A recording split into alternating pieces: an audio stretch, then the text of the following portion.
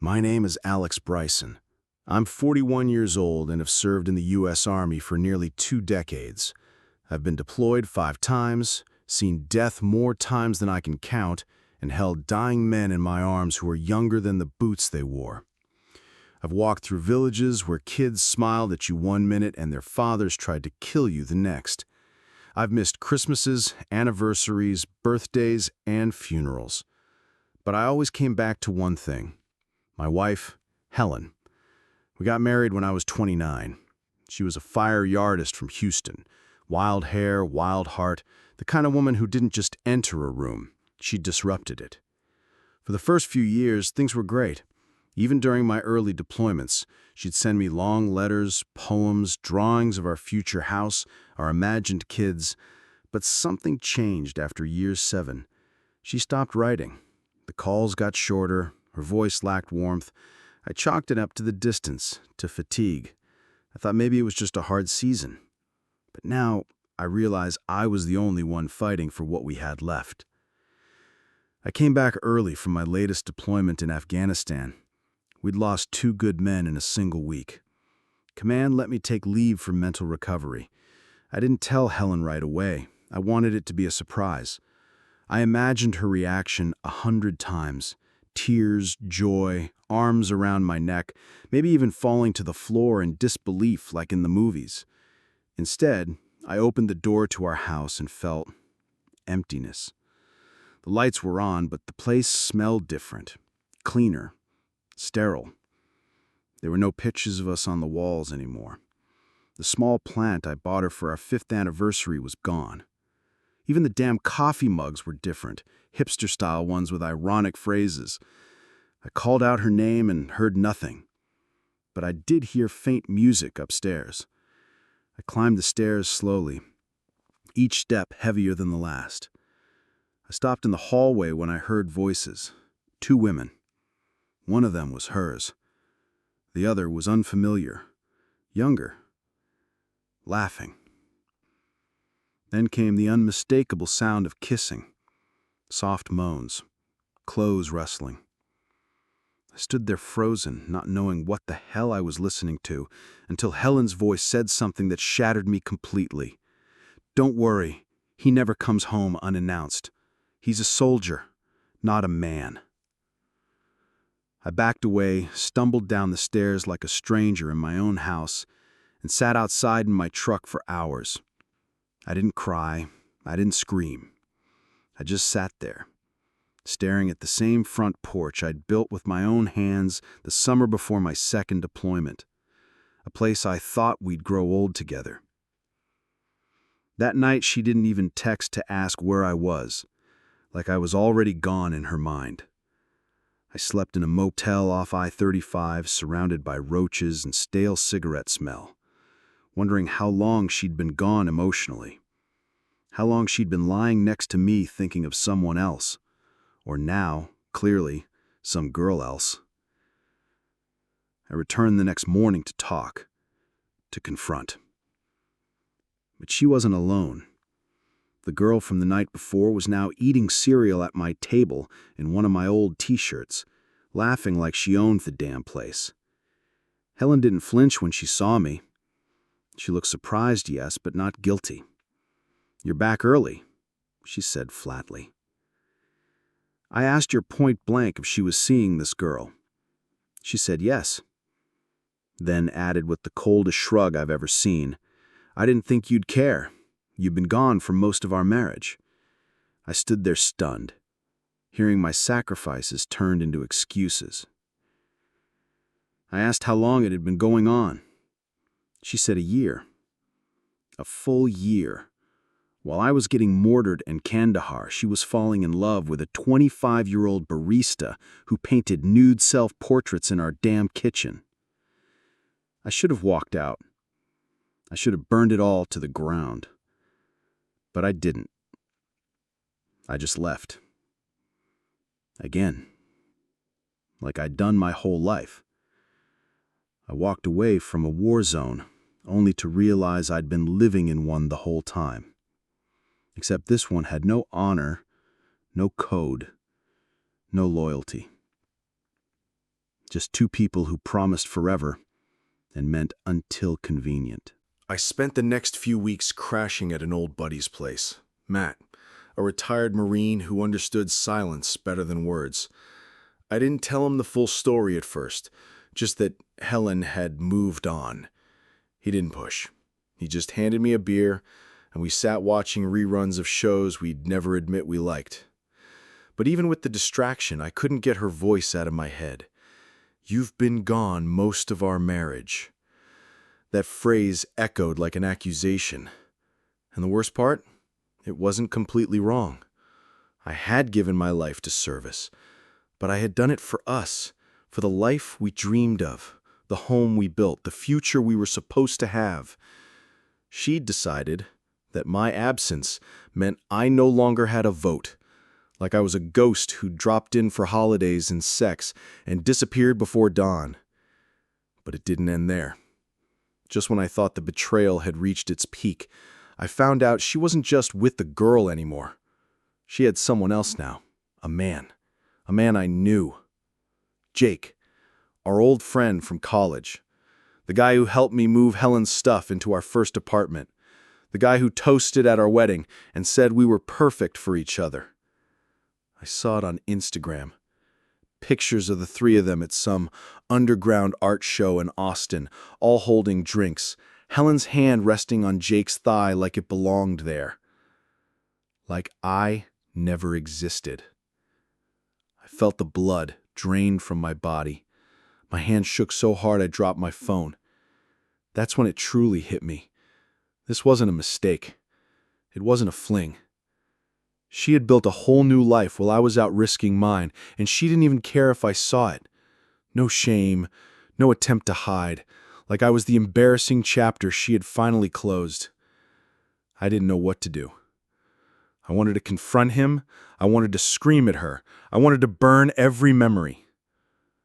But instead, I sat alone in Matt's backyard, staring at the stars like I used to in Iraq, wondering how the hell I made it through war just to be destroyed at home. I didn't sleep at all that night. I lay stiff on Matt's old couch, staring at the ceiling like it owed me answers, while the rage inside me boiled just under the surface. I could still see her face every time I closed my eyes, soft, innocent, lying straight to mine, her voice echoing in my head, whispering all those I love yous while she was sneaking off with someone else, a woman at first, and then a man. I still couldn't wrap my head around that part.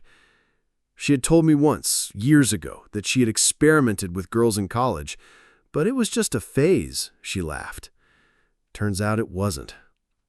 Turns out my whole damn marriage was a phase to her. Some comfortable stepping stone until she found someone who lit a new fire in her. And now I was left alone in my buddy's living room, wearing 3-day-old clothes, staring at a stained popcorn ceiling, trying not to fall apart. I felt humiliated, not just because of the betrayal, but because I hadn't seen it coming. Me, trained for war, trained to read danger, lies, threats. I didn't see the one living under my own roof. I started replaying everything in my head. The way she suddenly cared about her looks again, the excuses for late nights, the girl trips that I never questioned. God, how many times had I kissed her after she had just been with someone else? A thought made me nauseous. I grabbed my phone, wanted to text her something, anything, maybe beg for honesty, maybe curse her out, maybe ask why. But my fingers froze over the screen. What would I even say that could make any of this make sense?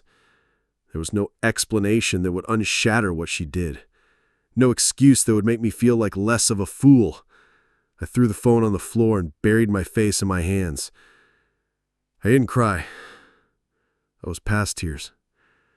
I just sat there, hollow, drained, wondering if this was what it felt like to be truly broken, not from war, not from death, but from love, from someone who swore she'd stand by you and instead set fire to the life you built together. And I knew one thing for damn sure. There was no going back from this. I spent days wrestling with myself before I walked back into that house, the place I once called home but which had transformed into a prison of betrayal and broken dreams. The memories that used to bring comfort now cut like shards of glass, and every step toward that door felt heavier than the last. I didn't want a confrontation fueled by anger or screams. I wanted the cold, raw truth. I needed to hear it straight from her, the woman I'd trusted with my life and who had shattered mine without a single backward glance.